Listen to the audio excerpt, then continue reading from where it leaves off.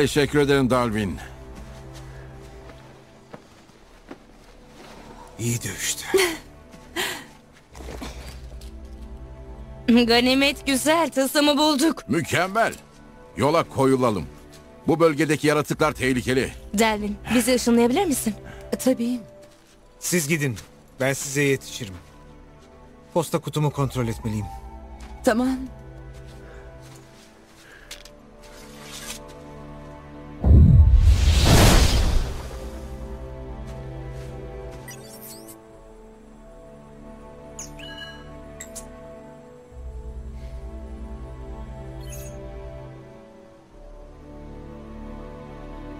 Çıkış yap.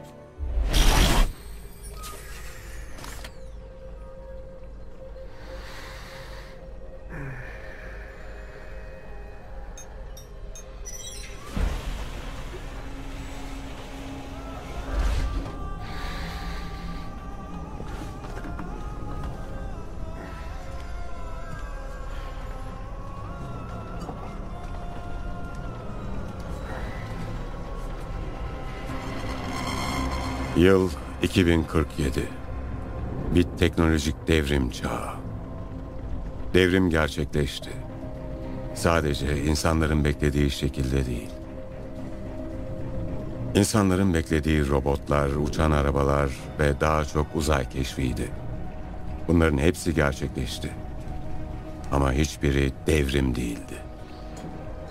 Devrim, gerçekliği daha iyi kavramamızla ilgili değildi. Ondan kaçışımızdı. Her şey basit oyunlarla başladı. Oyuncuların orta çağdan bilim kurguya kadar farklı kurgularda avatarlarıyla oynayabileceği Vers adındaki sanal dünyalar. Gerisini siz düşünün. Bu versler gitgide daha gerçekçi oldu. Gerçekle sanal olanı birbirinden ayıramayacağımız kadar. Artık gerçek dünyada kalmak için neden kalmayınca toplum değişti. Bağlılar adı verilen nüfusun %75'i gerçekliği umursamıyor ve artık bütün zamanlarını çevrim içi geçirerek gerçek dünyayı azınlık bir kesime bırakıyorlar. Devrim gerçekleşti. Sadece insanların beklediği şekilde değildi.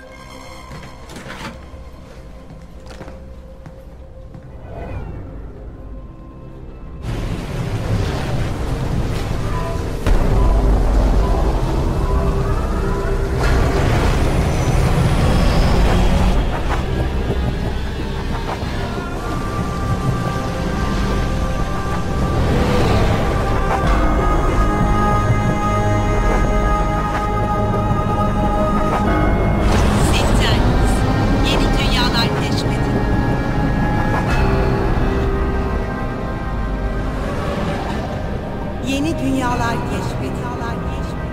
Sinternis.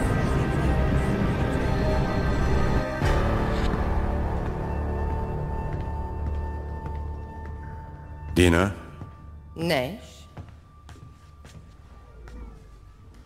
Bir vaka var. Birkaç saat önce oldu. Vahşi Batı'dan oyuncular öldürüldü. Son saldırıdakinden daha fazla. kaç kişi? 147. Oyuncularımız hazırdı ama yeterli değildi. Virüsü mükemmelleştirdiler. 147 cesedi nasıl saklayacaksınız? O bizim işimiz Neş. Senin işin de sorumluları bulmak. Bu terörist tehlikesiyle en kısa zamanda ilgilenilmeli. Saldırılar çığırından çıkıyor. Belki Interpol'ü aramanız gerekebilir. Bence bu iyi bir fikir değil. Sunucuları sürekli hackleniyor. Interpol dahil olursa sihirbazları doğrudan hedef alamayız. Aldığın para yeteneklerine takdirimizi gösteriyor. Özellikle sen bu işin başkasına gitmesini istemezsin sanırım. Tabii ki hayır, onu demek istemedim. Ama kayıplar her seferinde daha da artıyor. Belki de olabilecek en iyi yöntemi uygulamıyoruzdur. Sihirbazların sayısı bir elin parmağını geçmez, belirgin ve bağımsızlar. Yok ettiğimiz her hücreyle çözüme bir adım yaklaşıyoruz. Zaman alıyor ama kazanıyoruz.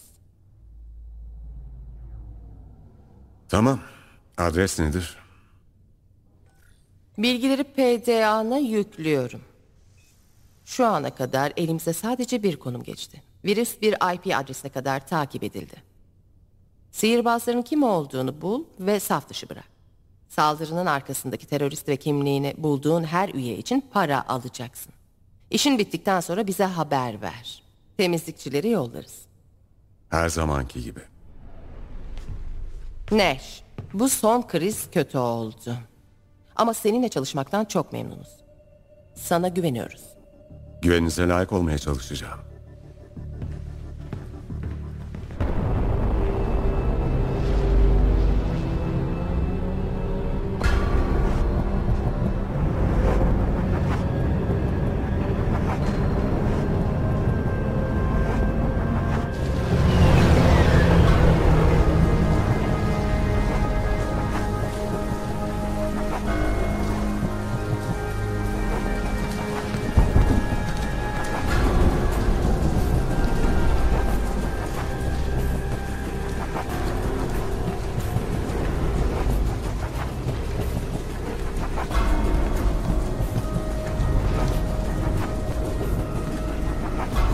Nüfusun çoğunluğunun evinden çıkmamasının iyi yanı, haneye tecavüz esnasında yakalanma oranının çok düşük olması.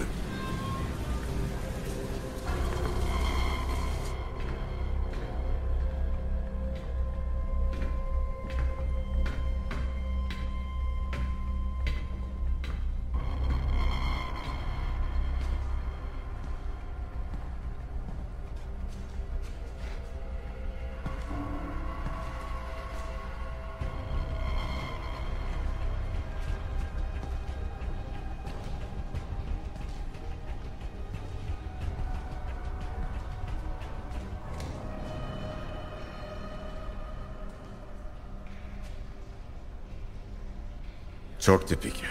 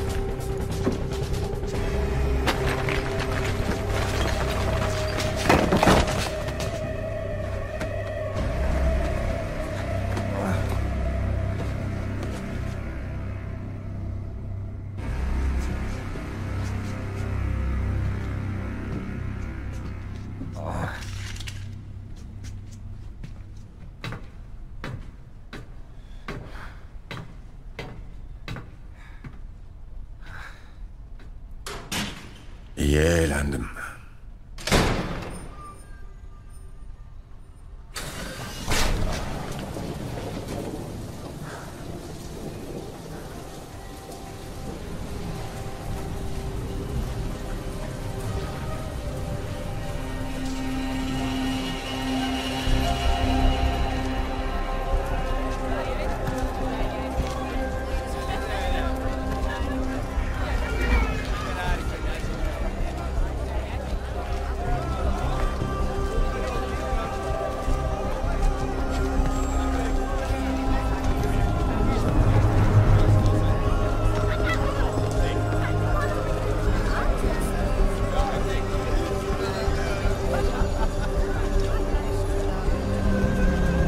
Al bakalım.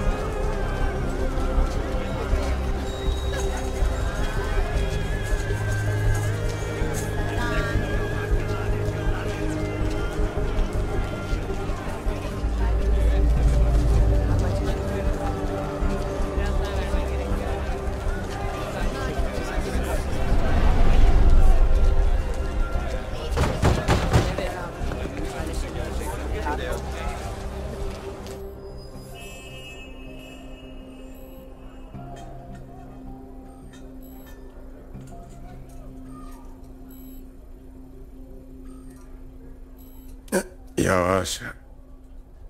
Hanım evladı gibi davranma, tamam mı? Sen de işkence etmekten zevk almamaya çalış. Tamamen kendine has bir teşekkür etme tarzım var. Gecenin bir yarısında beni kabul ettiğin için sağ ol moral diyebilirdin ya da haber vermeden geldiğim halde pansuman yaptığın için sağ ol moral. Çeneni kapar mısın?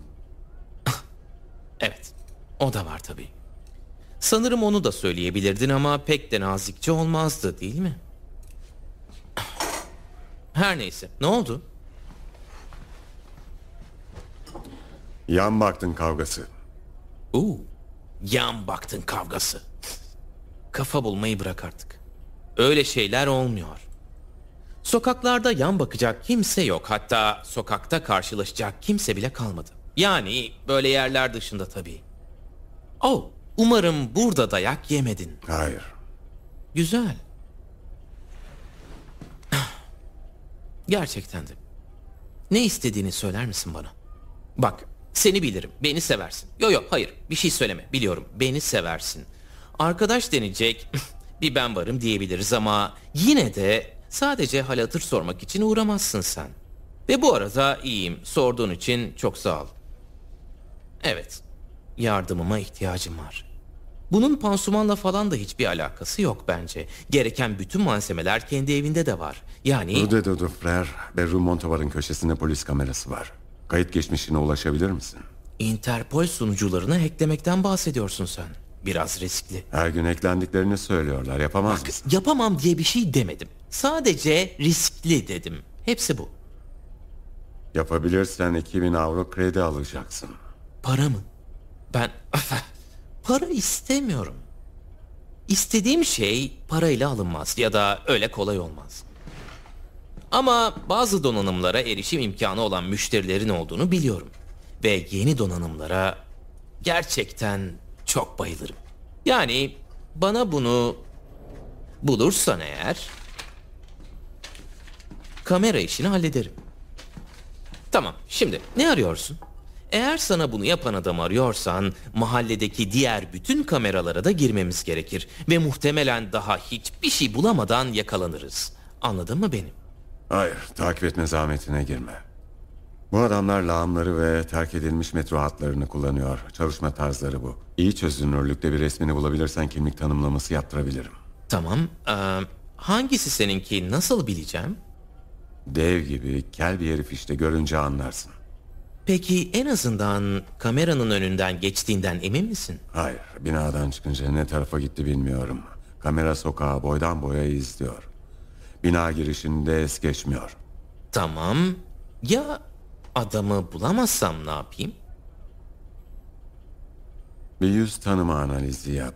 Ve sokakta birden fazla kez görülenleri tanımla. 7 gün önceye kadar. Çok değil. Tamam. Gerçekten de artık kim bu yaştaki bir özel ajanı tutar ki? Parası olan insanlar. Benim için sorun değil. Paramı ödüyorlar. Evet. Bağlı olabileceğini de sanmıyorum. Helena'ya olanlardan sonra. Ciddi misin? Senin derdin ne ha? Ne zaman buraya gelsem bana onun adını anıyorsun. Bak, üzgünüm tamam mı? Sadece ağzımdan kaçıverdi işte. Bak, beni bilirsin. Boş konuşurum. Sen gelip garip şeyler istersin, bense boş konuşurum. Bizim olayımız bu, anladın mı?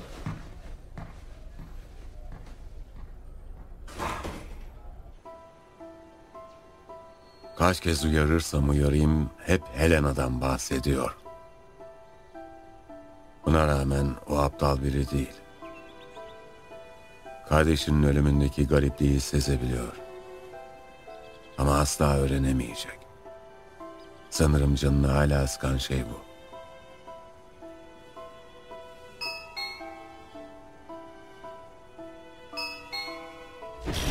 Kapı zilini oyun istasyonuma bağladım. Artık neredeyse kimse bunu yapmıyor. Kim o? Sen çevrim içi takılırken çalışan kişi. Aç hadi. Peşinde kimse var mı? Sokakta kimse yok. Tamam mı? Dün de yoktu, önceki günde. Tanrım, kendine gel artık. Bir dahaki sefere aramayı dene. Yasa dışı bir işi telefonda mı konuşalım? Neyin var senin? Sanal dünyada çok fazla zaman harcıyorsun. Gerçek hayatta işler farklı yürür. Peki ne buldun? Yeni oyun arkadaşınla ilgili hiçbir şey. Saldırıdan önceki 6 saati ve sonraki 2 saati izledim. Kameranın önünden geçen kimse tarife uymuyordu.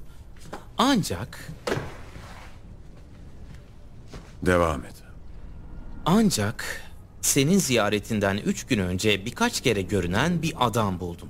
Öncesi de yok, sonrası da. Kesinlikle bir dövüşçü değil ama. Güzel.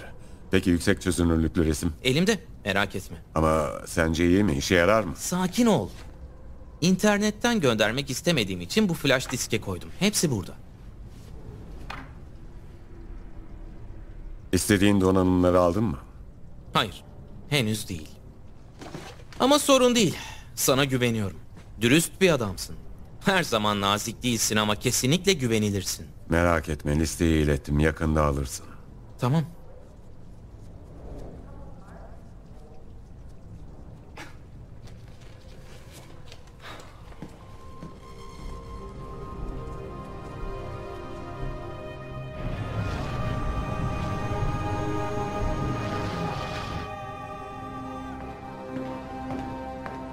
Haber var mı? Sanırım bazı sorunlarla karşılaştın. Peşlerinde olduğumu biliyorlar diyelim. Şüphesiz biliyorlar. Ne buldun? Görüntüde bir adamın yüzü var. Kim olduğunu bulmak için veri tabanınızda aratın. Şimdi hallederiz.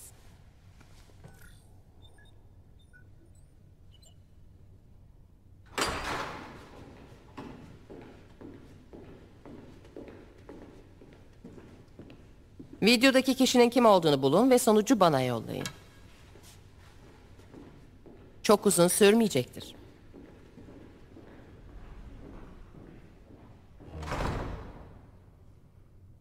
Interpol hala size ulaşmadı mı? Şu ana kadar ölümleri örtbas ettik. Bağlıyken ölen oyuncular yeni bir şey değil.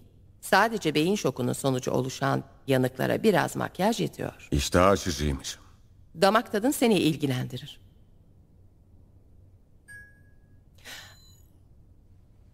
İşte geldi. Leonard Lawrence. 144 Rue Michel Colucci. Daire 406. Ben gideyim.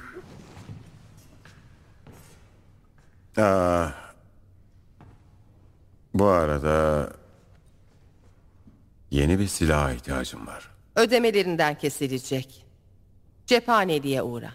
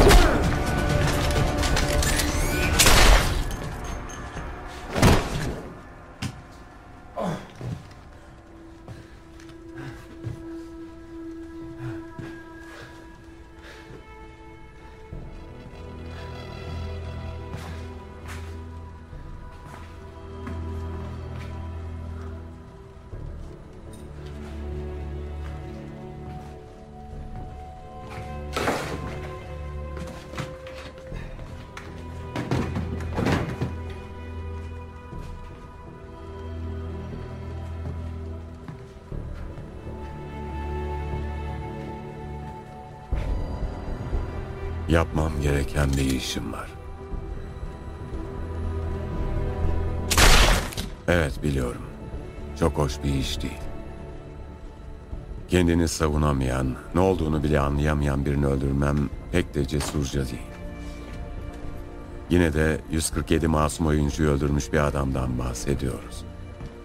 Bir aziz sayılmaz. Diğer yandan bir sihirbazı bağlıyken öldürmek benim için çok faydalı.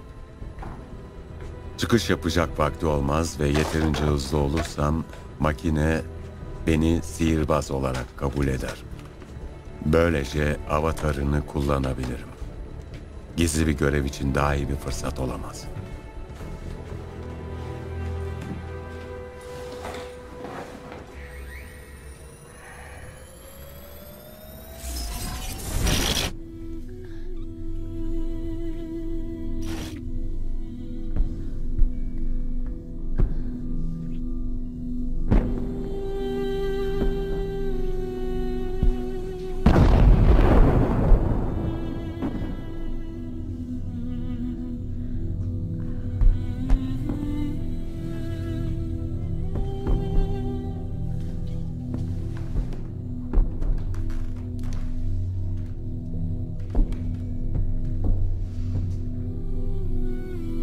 Tipik.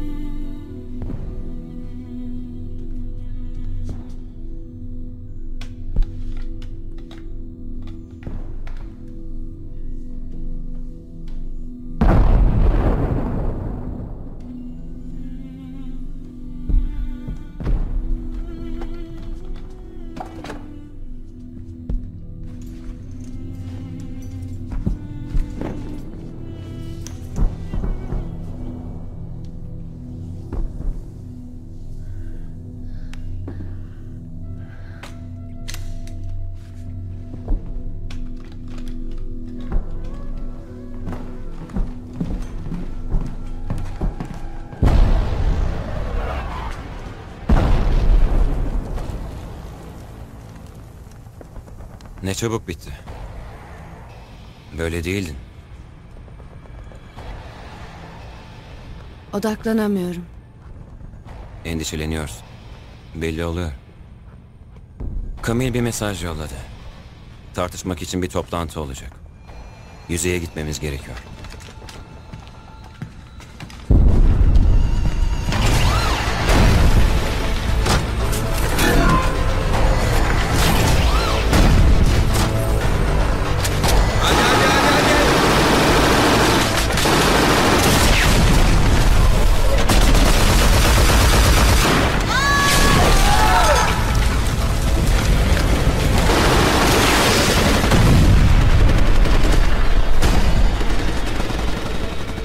İki grup ve bir Cerberus. Şimdilik ana tehdit Cerberus. Ama yok edilir edilmez birbirleriyle savaşacaklar. Şanslıyız. Bize dikkat etmeyecekler demek ki. Aynen öyle.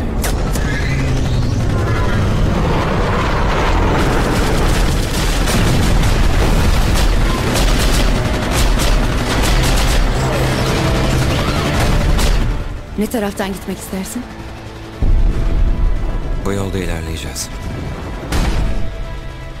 Keskin nişancı atışı duyulmuyor. Dikkatli olursak hedef olmadan ilerleyebiliriz. Deneyelim.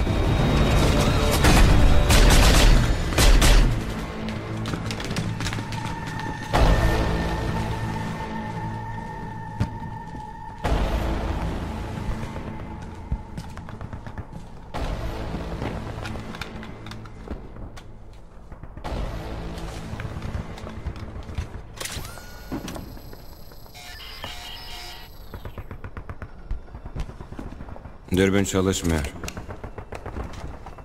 Karıştırıcı olabilir. Pusuya hazır ol. Bu saçmalığa ayıracak vaktimiz var mı? Seçme şansımız yok değil mi? Gidelim. Gidelim.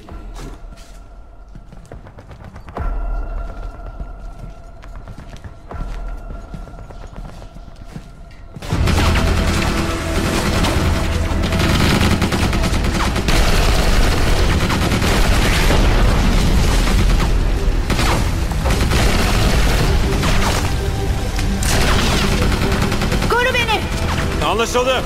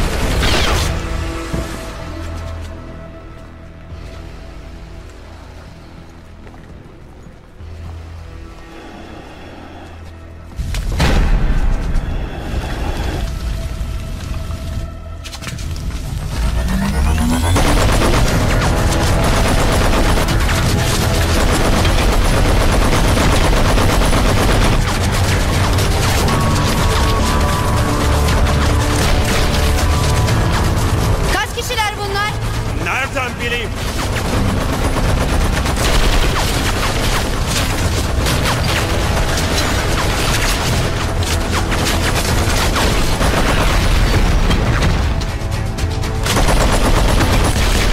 Neden uğraşıyoruz ki? Unutma, PvP bölgesinin derinliklerinde oyuncuların hayatta kalması çok zor. Bizim içinse güvenli. Bir ajana rastlama ihtimalimiz çok az.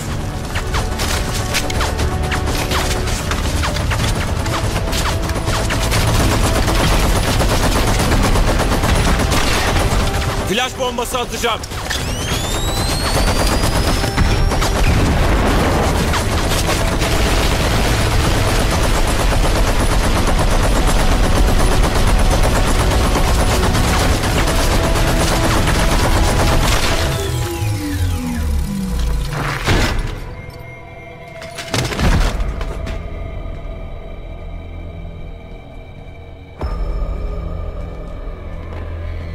İyi iş çıkardın. Cephanesini alıp devam edelim.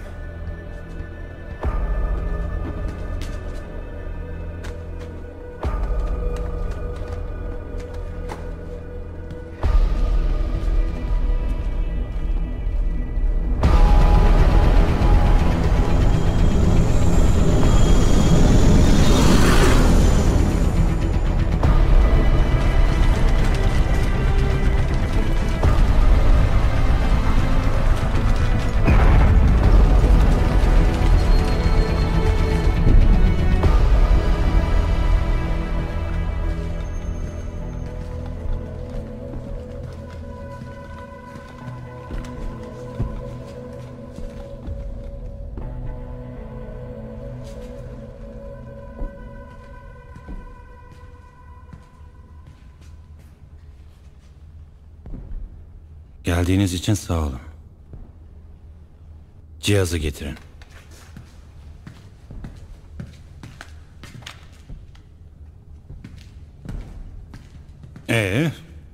Haber var mı? Evet.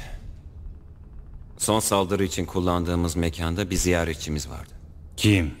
Tek çalışan biri daha mı? Hayır. Interpol. Bu sefer radarlarına takıldık galiba. Saldırılarımızın sorunu bu. Ne kadar etkili olurlarsa tehlikeli insanların dikkatini o kadar çekeriz. Evet, muhtemelen. Konusu açılmışken stratejimizi radikal biçimde değiştireceğiz. Şu an kullandığımız işe yaramıyor. Amacımız oyuncuları korkutmaktı. Versleri terk etmeye zorlamaktı. Ama medyayı kontrol edemeyiz. İnsanlara gitgide daha çok sibertonik ölüm olduğunu gösteremeyiz.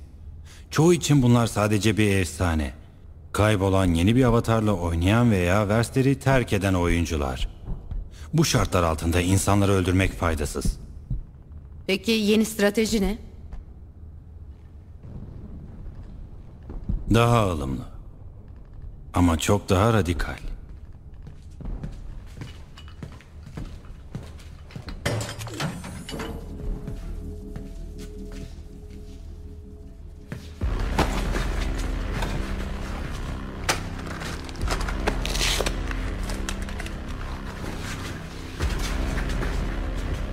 Ne?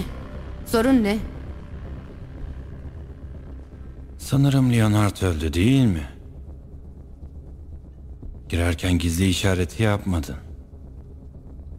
Yani muhtemelen Leonard değilsin. Ama haksız olduğumuzu göstermek için bir şansın var. Sığınak A4'ün şifresi nedir?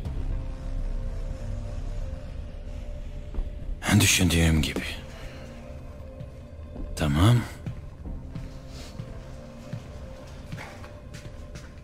Kimsin sen?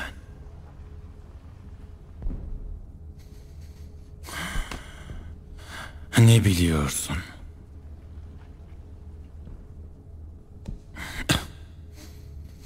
Endişelenecek bir şey yok mu sandın ha? Bu genel bir yanılgıdır. Yanılıyorsun. Konuşacaksın, inan bana.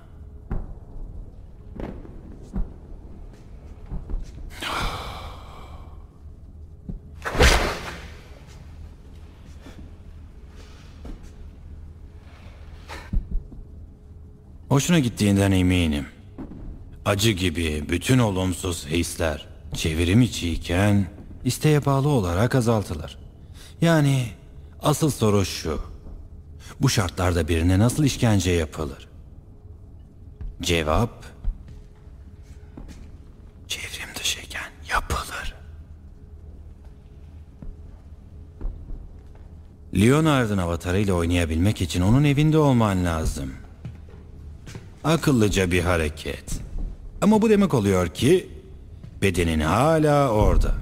Sadece gidip almamız gerekiyor. Gidin.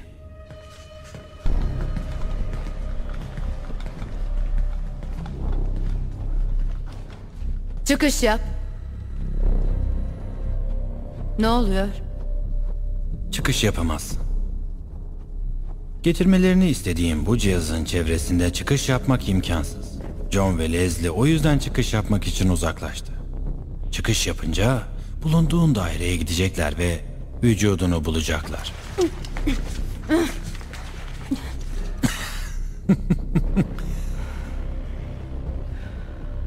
Bana ne yapacaksın? Muhtemelen Leonard'a yaptığını. Toplumumuz üreticiler ve tüketiciler yaratıyor. Alanlarında başarılı olanlar verimli birer üretici olarak yetkinliğe sahipler. Ancak diğerleri, tüketiciler, her zaman yetkinlikten yoksun olma eğilimindedirler. Sürekli fikirlerini söylüyorlar. Sürekli seçkin politikacıların ayrıcalıklarına karşı çıkıyorlar. Sürekli eşitsizlikleri eleştiriyorlar.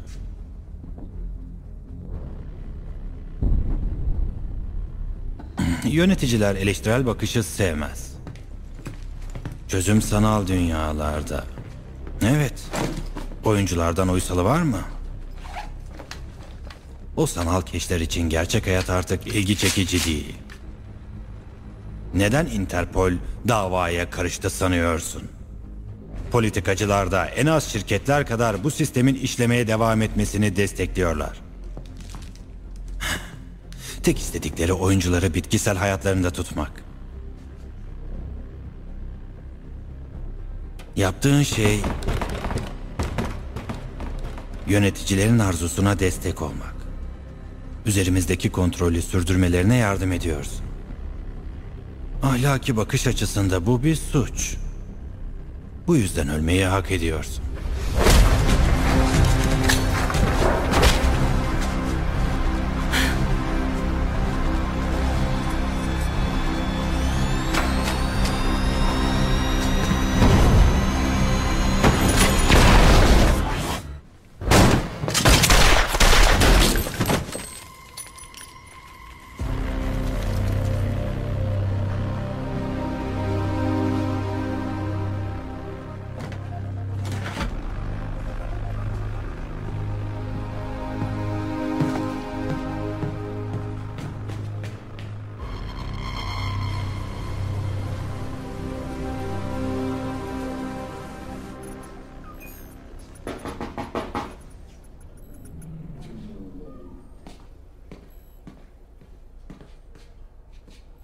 Kim o?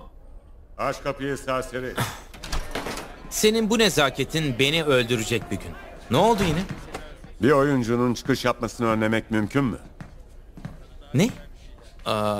Bildiğim kadarıyla mümkün değil. Neden? Boş ver. O meta dünyaları versine bir veri tabanı araması yapman gerek.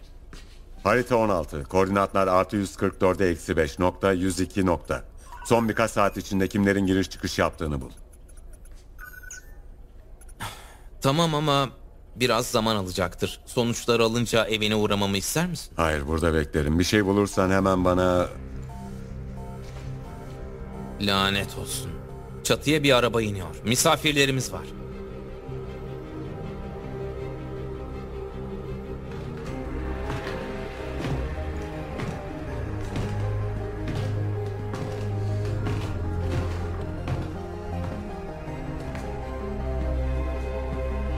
Bay Morel, öyle değil mi?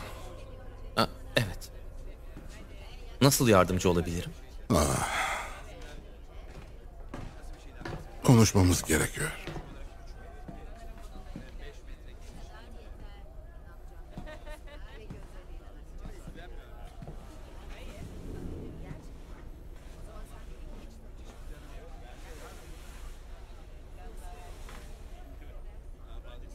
Ben kendimi tanıtayım. Özel ajan Stilson. Interpol.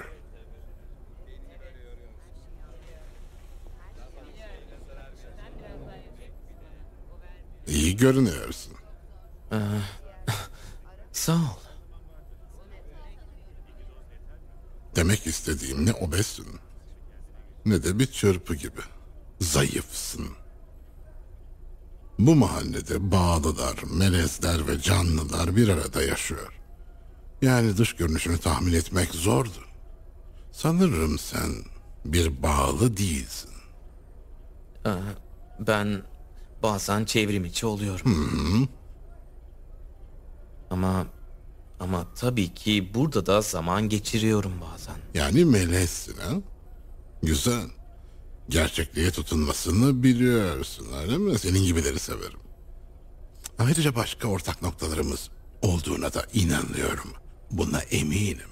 Evet, olabilir. Evet. Aynı şeyi arıyoruz. Mesela değil mi? Senin sunucularımıza girdiğin ve yakın zamanda sibertronik bir suçun gerçekleştiği binanın sokağındaki kamera kayıtlarını incelediğin için ilgi alanlarımızın çok yakın olduğunu düşünüyorum. Bilmek istediğim Bay Morel, neden özellikle bu kamerayla ilgilendiğin tabii ki. Sadece meraktan, hepsi bu.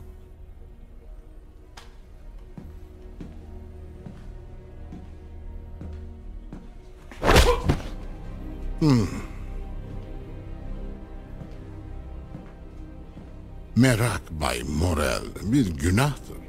Bence insan sınırlarını bilmeli. Yani bilmiyorsa da terbiye edilmeli, değil mi? Hı? İzin ver de durumu senin için biraz basitleştireyim. İlk ihtimal şu. Bir terörist için çalışıyorsun. Ama öyle olsa dosyayı silerdin. İkinci ihtimal bizim gibi. Bu teröristleri bulmakla ilgilenen biri için çalışıyor olabilirsin. Kuvvetle muhtemel. Saldırdıkları şirketlerden biri için. O yüzden şimdi sana bir soru soracağım. Nazikçe tabii. Seni kim tuttu? Söyle hadi.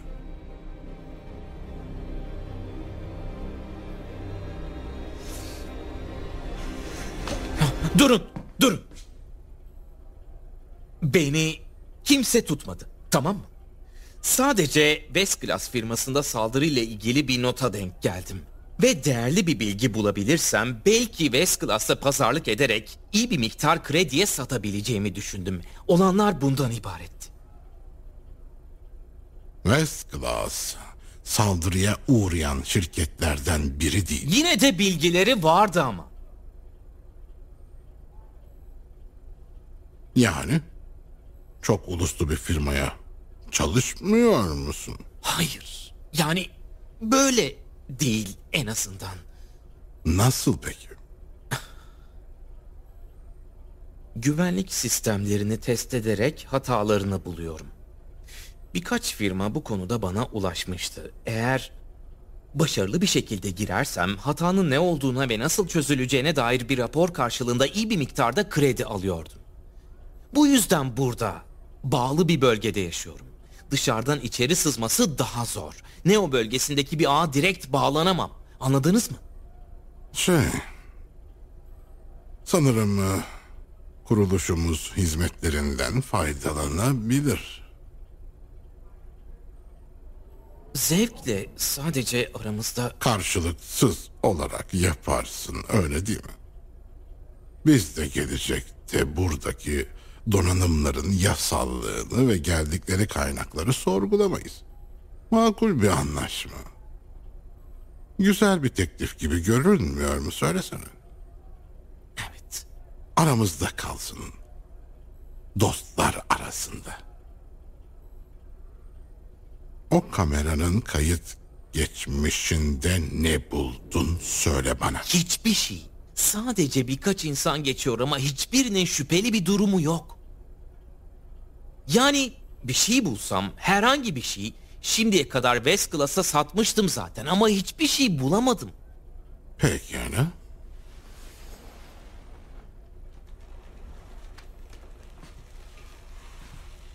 Tekrar görüşeceğiz, Bay Morel.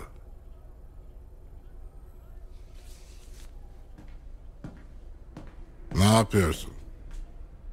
Sıkıştım. Mesanene hakim ol, biraz gitmeliyiz. Gerçekten ziyaret etmem gereken başka biri var.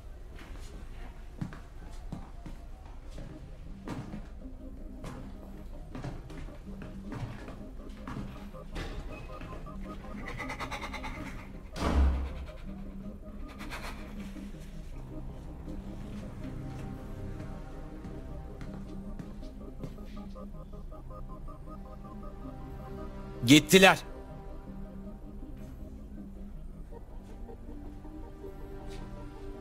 Beni satmadığın için sağ ol. Buna değeceğine emin misin? Interpol, şirketler ve teröristlerin arasında kalma riskine giriyorsun. Bu tarz bir saldırıyı ilk kez mi duydun? Evet. Neden? Daha önce de olmuş muydu? Görünüşe göre teröristler hareket tarzlarını değiştirmeyi planlıyor ama nasıl olduğunu bilmiyorum. O lanet herifi daha fazla konuşturmalıydım. Kimden bahsediyorsun? Beni koruduğun için sağ ol. Sana borçlandım.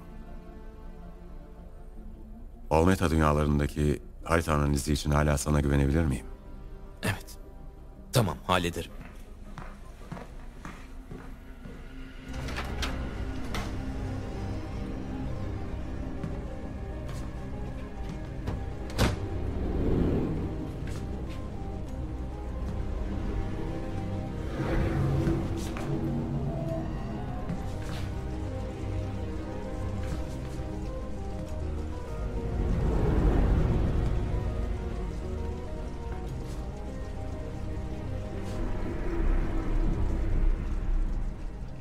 Ben Camille'i dinliyorken kim olduğumdan haberi olmadığı barizdi. Yani muhtemelen beni döven o serseri koordinatlarımı iletmemiş. Kimliğimi de geri aldım. Dairem muhtemelen hala güvenli. En azından teoride öyle.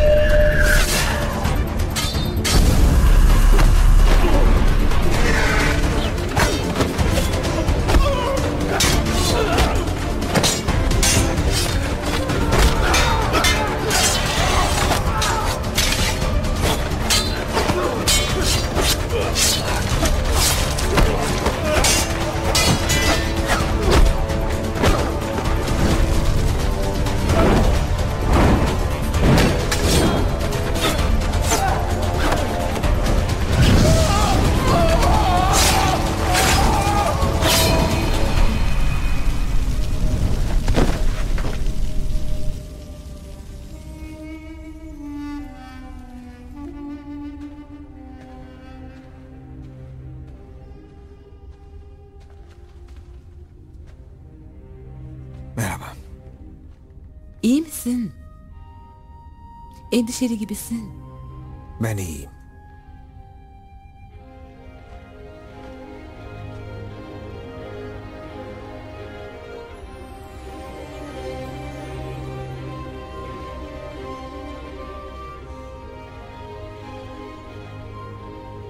Merak etme, iyiyim.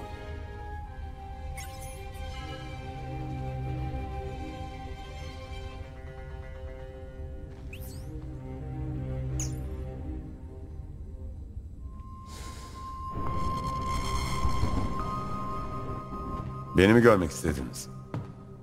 Interpol buraya geldi, biliyorlar. Zaten an meselesiydi.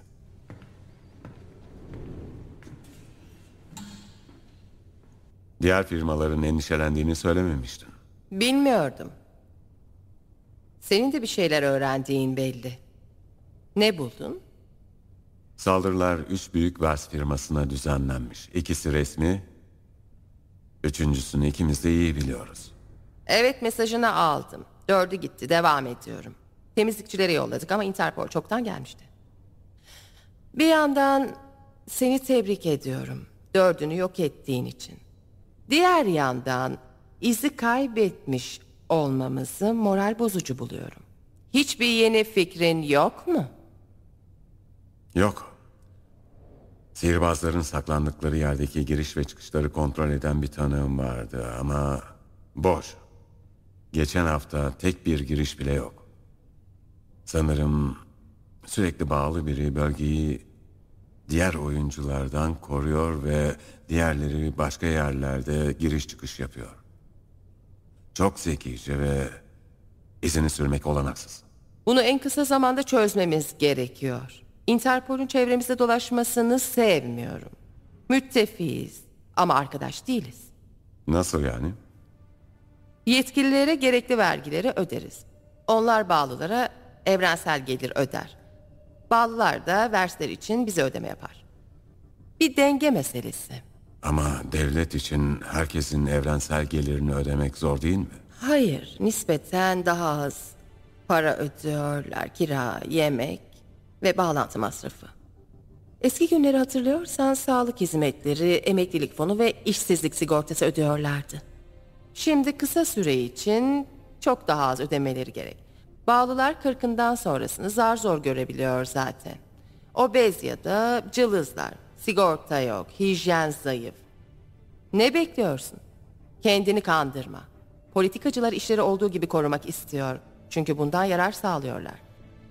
Neyse, Interpol'dan gelenler son saldırının arkasındaki sihirbazlar hakkında bizim bildiğimizden fazlasını biliyor gibi davrandı. Onlara kendi hackerlarımızı göndermemeyi tercih ederim. Özel bağlantıların var. Oraya git ve onlardan önce ne öğrenebilirsen öğren. Bana da bilgi ver. Olur. Bana mı öyle geliyor yoksa son zamanlarda hep bende mi takılıyorsun? Belki de artık kira ödersin ha? Düşünüyordum da Interpol'den gelen adam sunucu güvenliğini denemek istediğini söyledi. Öyle değil mi ha? Evet. Peki sunucuya şimdi erişsen ne olur? Yani çok merak etmiş ve protokollerinin ne kadar güvenilir olduğunu kendi gözlerinle görmek istemiş gibi yapabilirsin. Hadi ama. Senin için kaç kere topun ağzına konmam lazım? Son sefere göre bu parkta yürüyüş gibi olacak. Saatler uzunluğunda görüntü indirmeyeceksin. Sadece sibertronik saldırı hakkında ne biliyorlarmış? Oh, sadece o mu? Tamam. Tamam, yaparım. Bu çok iyiymiş. Evet, afiyet olsun.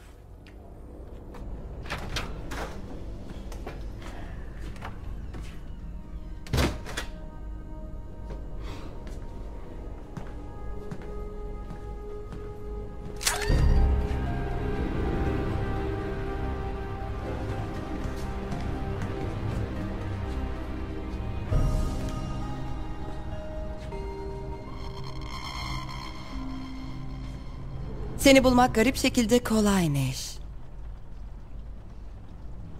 Tanışıyor muyuz? Evet, karşılaştık. Ben Kami. Camille. Son sefere göre daha az erkeksi görünüyorsun. Zeki bir adam olduğun çok belli oluyor. Ama avatar zevkimi konuşmak için gelmedim buraya.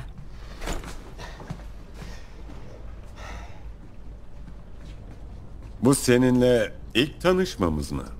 Yani çevrim dışı. Yüzün bana tanıdık gibi geldi. Ama ilk defa görüşüyoruz. Evet. Beni nasıl buldun? Arkanda bir ceset yığını bırakmışsın. Ve adamlarımdan biri daireye Interpol'den önce vardı. PDA'ları kurtarmayı başarmış. Birinde kimliğinin taranmış hali ve kısa bir not vardı. Bunu atlaman pek zekice olmamış. Aynen öyle. Sinternes şirketi. Orada çalıştığını biliyorum. Aslına bakarsan çalışmamalısın.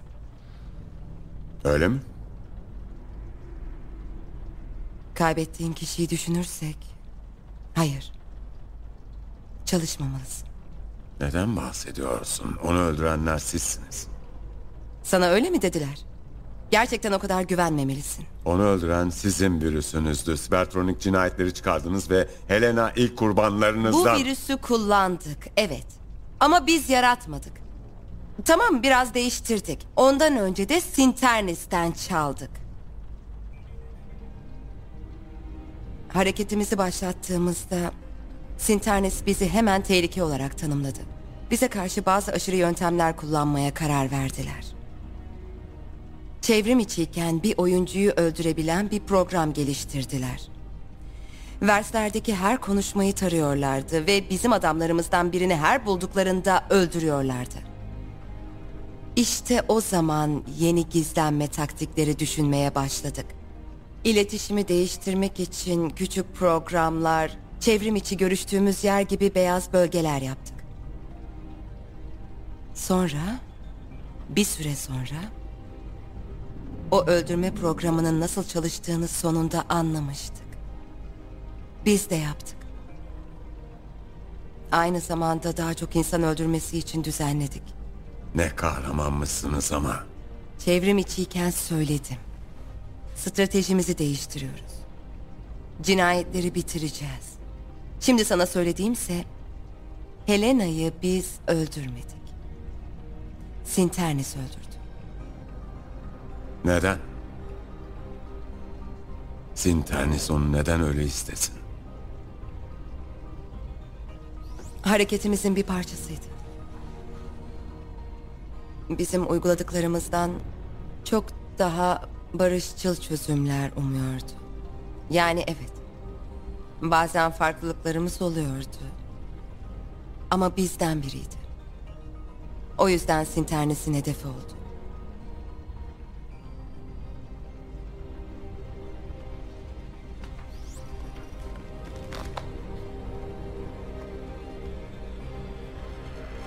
Aptallar.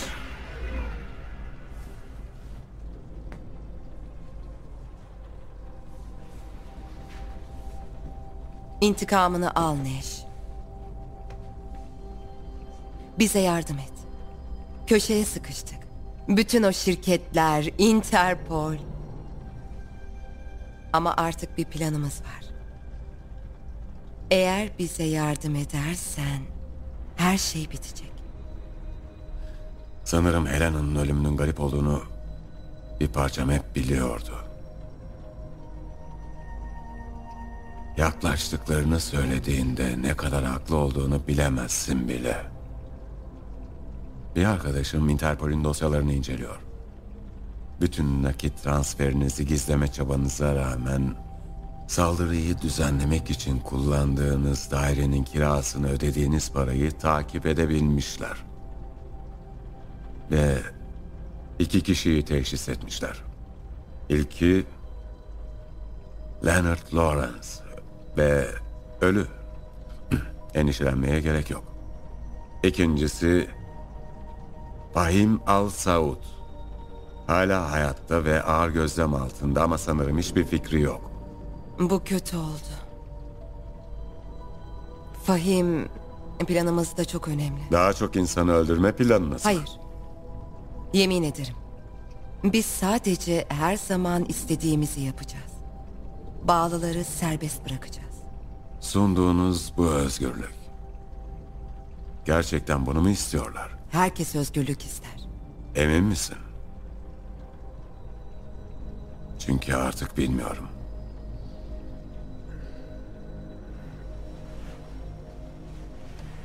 Ama yardım edeceğim. Sanırım arkadaşını Al-Fahim'i Interpol gözleminden kaçırmak için bir yol biliyorum.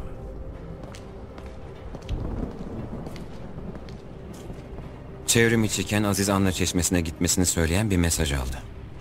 Güzel. Çeşmenin yakınına adam yerleştir. Buradan takip edeceğiz. Uydunun bize kilitlendiğinden de emin ol. Evet efendim. İşte geldi.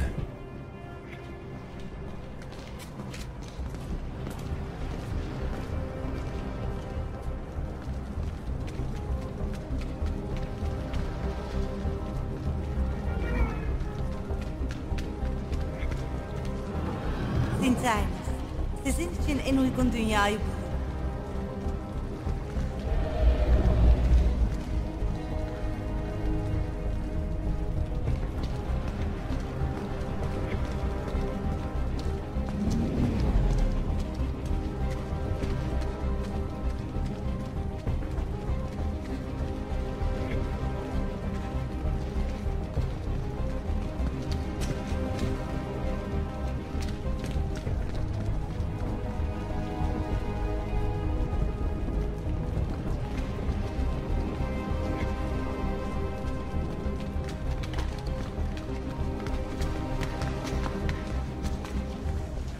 Nereye gitti?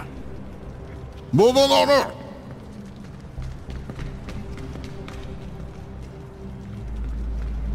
Efendim, tünel var.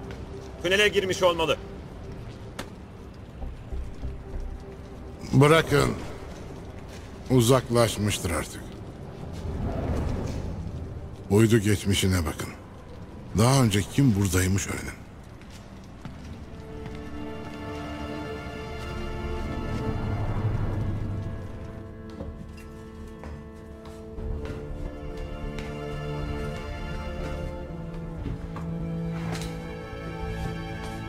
Başına dikkat et.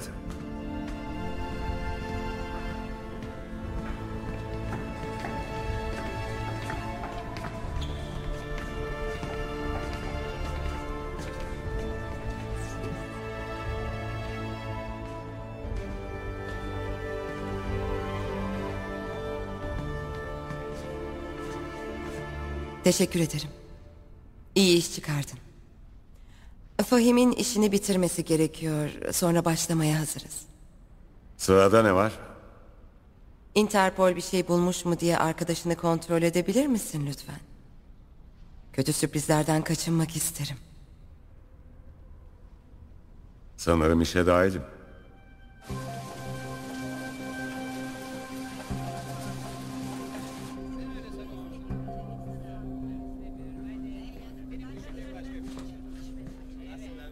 Eğer kötü olduğunu düşünüyorsan niye ısrarla içiyorsun? Hiç kullanılıyormuş gibi hissettin mi? Yani bir araçtan farksız mısın gibi. Oh, yani insanların sürekli kapıma dayanıp onlar için yasa dışı şeyler yapmamı istediklerindeki gibi mi? Hayır. Hayır, o şekilde değil. Yani müşterimin beni yıllardır kullanıyor olması gerçekten çok muhtemel. Beni yönlendiriyor. Ama şimdi yardım ettiğim bu diğer adamlar var. Ve savaşları benim savaşım sayılmaz. Sihirbazlara yardım ediyorsun. Delirdin mi sen? Hayır, öyle demedim ben. Evet, sanırım öyle dedim. Bak, istediğin gibi yap, tamam mı? Ama senin yerinde olsam çalıştığım firmanın verdiği parayı alırdım ve gerisiyle ilgilenmezdim. Dünyamız artık tamir olamaz. O noktayı çoktan geçtik. Bunu kabul et, daha kolay olur. Evet. Belki de haklısındır.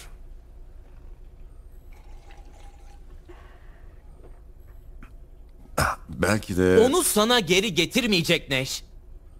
Ya da bana. İmkansız.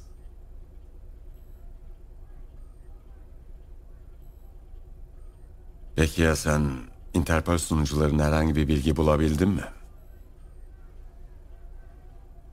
Evet, aslında bir muhbirleri varmış. Görünüşe göre sihirbazlarla çalışan biri. Ve 1 saat içinde 18. bölgede onunla buluşacaklarına dair bir şey çıktı bir anda. Bu iyi işaret değil. Kontrol etsem iyi olacak.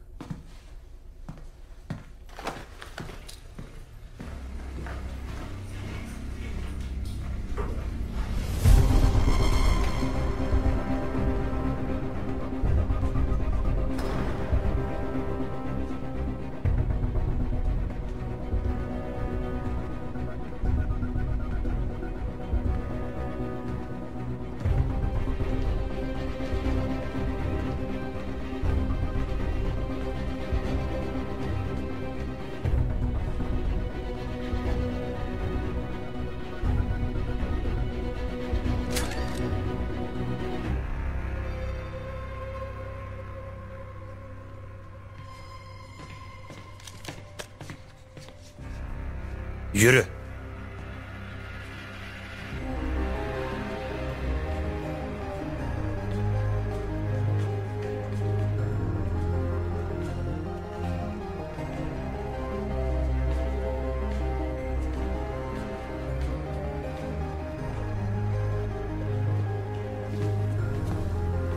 Bay Trenton.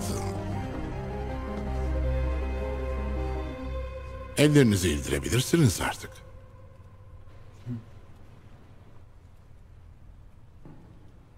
Sizi bekliyordum Bay Trenton.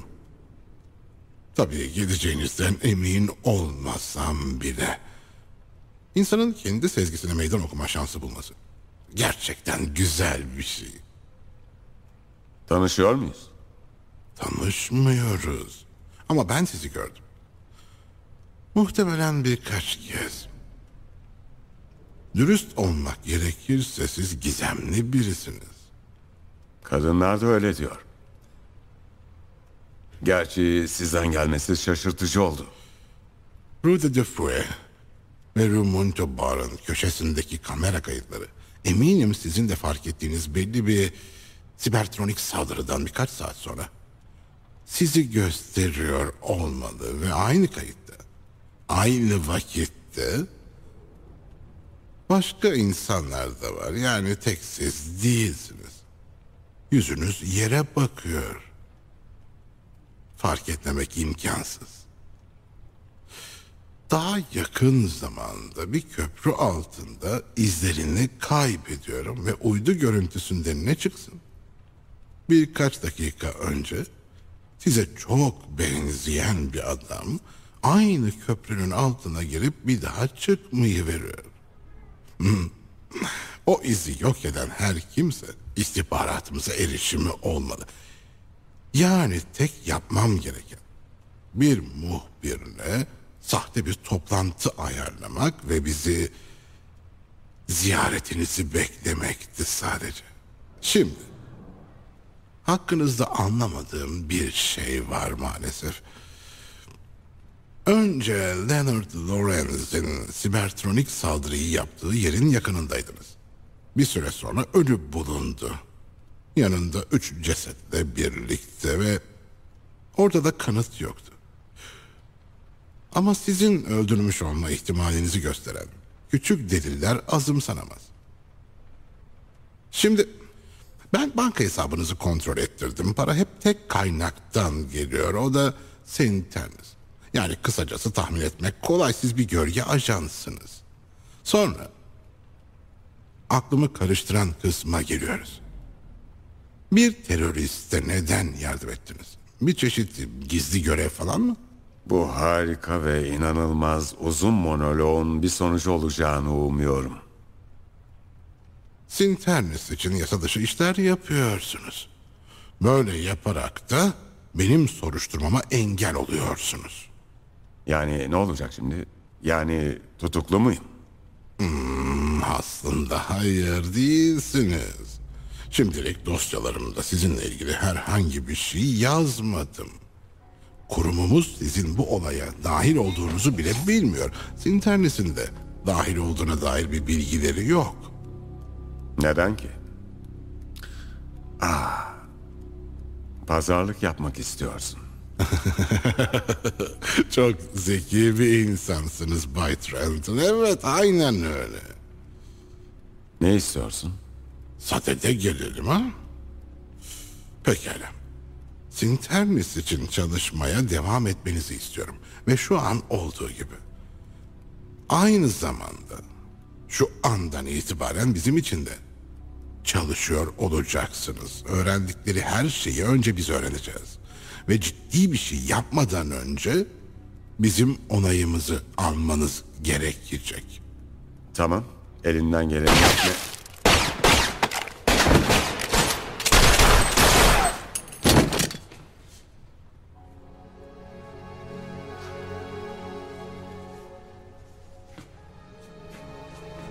Neş, yaşıyor musun? Hemen hemen. Nereden bildiniz? Sana göz kulak olmak istedik. Emin olmak için. Arkadaşından ayrılınca adamım beni aradı. Kontrole geldim. Sana silah doğrultmuş polisleri görünce yardıma ihtiyacın olur diye düşündük. Sağ olun. Sanırım bir fırsatı kaçırdık. Neymiş o? İki düşmanınız olması. Sinternis ve Interpol'ün birbiriyle uğraşması artık mümkün değil. Neyse. Pek önemi yok artık. Planımız neredeyse hazır. Sizin sayenizde üzerimdeki dikkatlerden kurtuldum. Artık beni planınıza dahil etmek hiç de fena olmazdı. Tamam. Burayı terk edelim. Sana yolda anlatırım.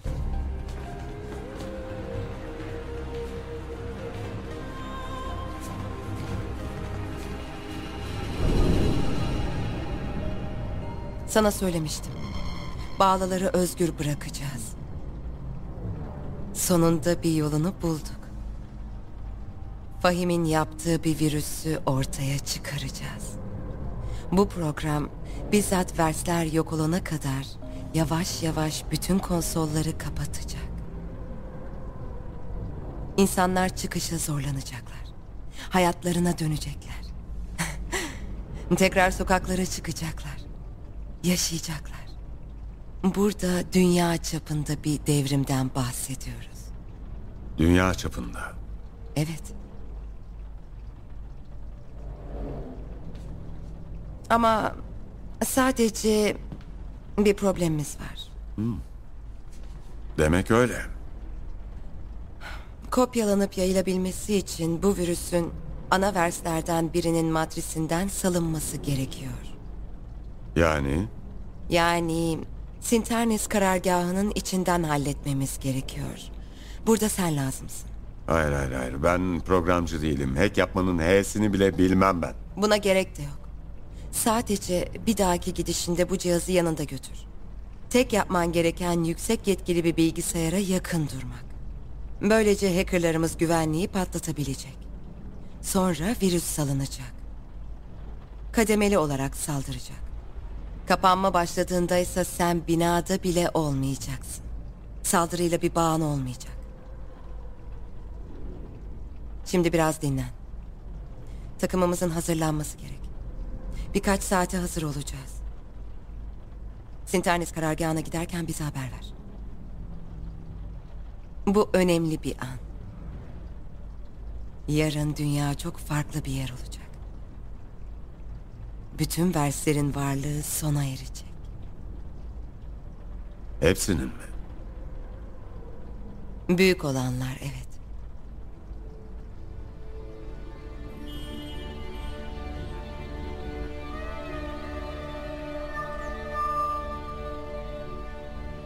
Hazırlanalım.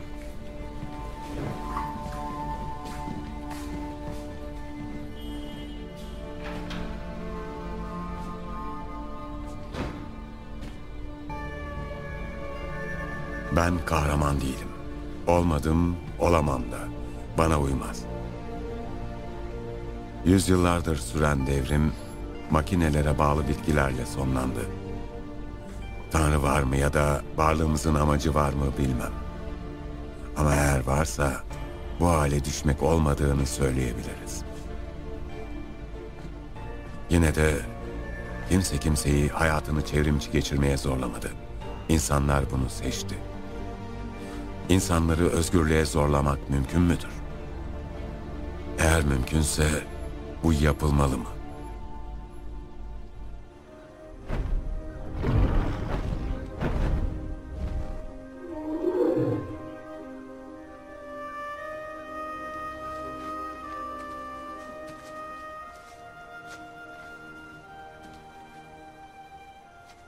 İyi misin?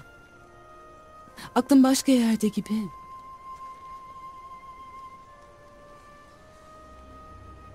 İlişkimizi nasıl tanımlıyorsun? Bu aşk mı? Neden isim gerekli? O eski dünyadaydı. Çevrim içiyken bunlara ihtiyaç yok.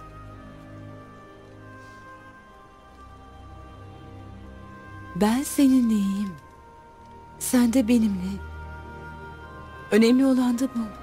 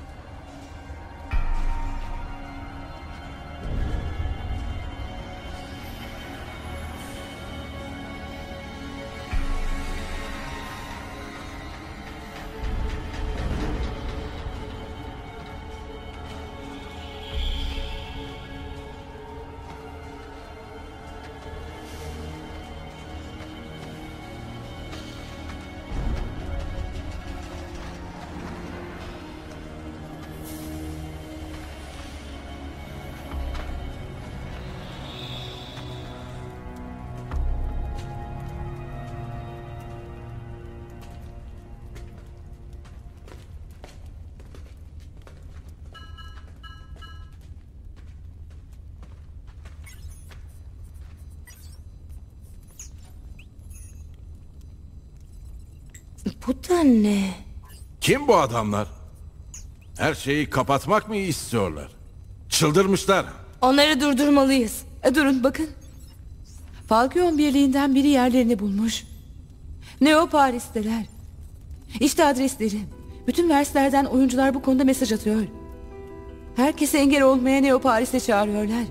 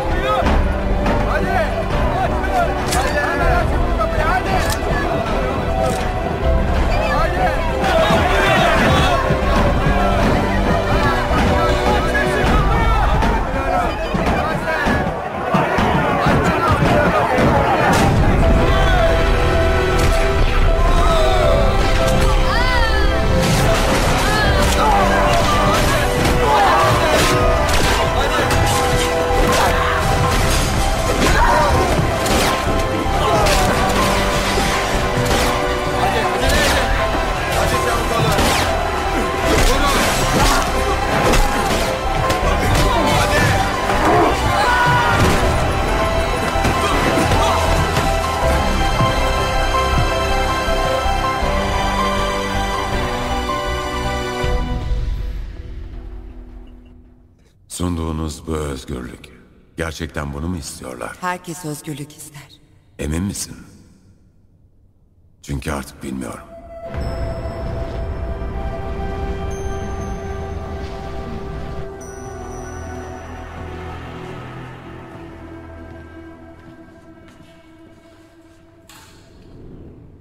Olanları duydun mu? Çevrim içiydim, oradan takip ettim. Sihirbazlar oyuncuları özgür bırakmak istedi. İronik değil mi? Özgür bırakmak için yapmak istemedikleri tek şeyi yapmaya zorlamalıydılar. Bu da özgür olmanın tam tersi oluyor. Evet, anlıyorum. Her neyse hücre yok edildi.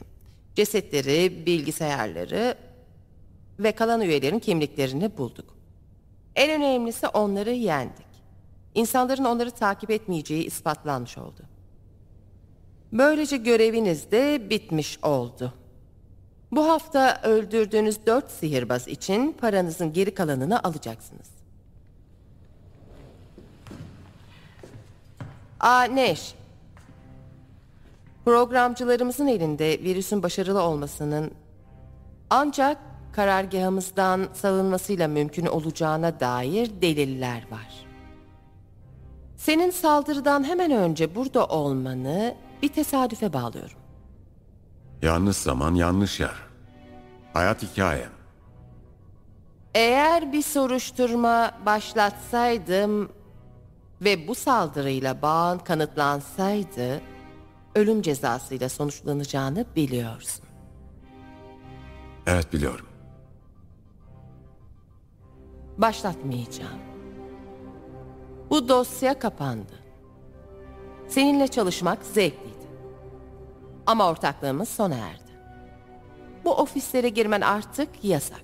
Bir daha karşılaşmamamız en iyisi. Birbirimizi anlıyor muyuz? Sanırım anlıyoruz, evet. Güzel. Neş? Bir sorun var. Onca insanın içinden yapmaz dediğim... Sen ihanet ettin demiyorum ama etseydin... Seni ne ikna ederdi? Bilmiyorum. Belki de Helena'yı öldüren virüsün Sinternis tarafından yapıldığını öğrenmek. Öyle mi dediler? Helena'yı bizim öldürdüğümüzü mü? Evet, virüsü biz yaptık. Ama eğer geçmişimize baksaydın, sihirbazların Helena'nın ölümünden aylar önce virüsün kendi versiyonlarını yaptıklarını görürdün. Bizim için çalışıyordu. Muhtemel çevrim içi suçluların arasına sızıyordu. Öğrendikleri zaman onu öldürdüler. Kime inanacağımı bilmiyorum. Sana doğruyu söyledim Neş. Kime inanacağın sana kalmış. Çevrim içi ya da dışı rahat bir hayat sürecek kadar para kazandın. Güle güle Neş. Hoşça kal Dina.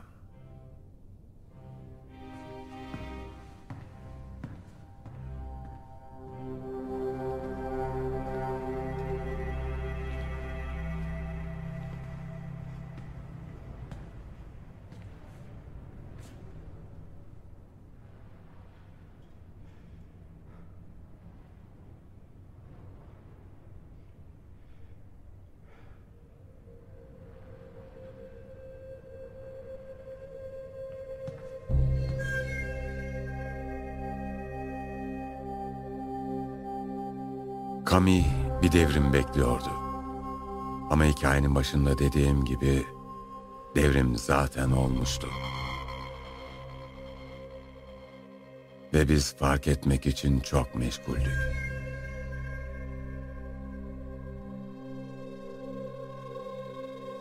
Dina haklıydı. Rahat bir hayat sürmeyi seçebilecek bir konumdaydım. Eski dünyada beni tutan hiçbir şey yoktu. O yüzden melez olmaktan vazgeçtim. Çok acı verici. Şimdi ben de bağlıyım. Nüfusun çoğu gibi. Kazandığım para, edindiğim deneyimi daha da iyi hissettirecek eklentileri karşılamaya yetiyor. Deneyimlediğim şeylerin gerçek olmadığını kim söyleyebilir? Yüzyılın başındaki çalışmalar, beynin gerçekle sanal arasındaki farkı algılayamadığını ispatladı. Sevdiğiniz bir arkadaşı gördüğünüzde de, sevdiğiniz bir programı izlediğinizde de beyin aynı hormonu aynı miktarda salgılıyor. Yani beynim bana yaşadığım şeyin gerçek olduğunu söylerken siz kim oluyorsunuz da değil diyorsunuz.